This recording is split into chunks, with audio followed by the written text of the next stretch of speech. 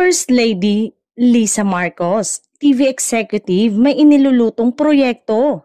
Isang espesyal na proyektong iniluluto ni First Lady Lisa Araneta Marcos kasama ang mga ehekutibo ng GMA at ABS-CBN para sa Philippine Entertainment.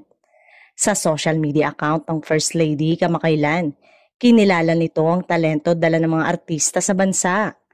Cooking up something exciting for the Philippine entertainment scene. Our homegrown talents, they inspire, unite, and keep the whole country smiling. Ang galing talaga ng Pinoy, saad na Araneta Marcos.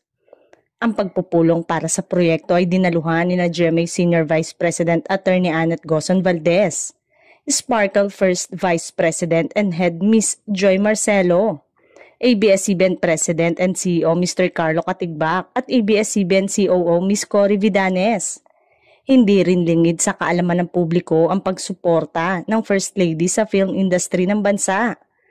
Ayon pa sa may bahay ni Pangulong Bongbong Marcos Jr., mahalagang pataasin ang kamalayan ng mga Pilipino sa malikhaing industriya ng bansa dahil ito ang magiging susi para mas makilala ang mga Pinoy filmmaker sa abroad.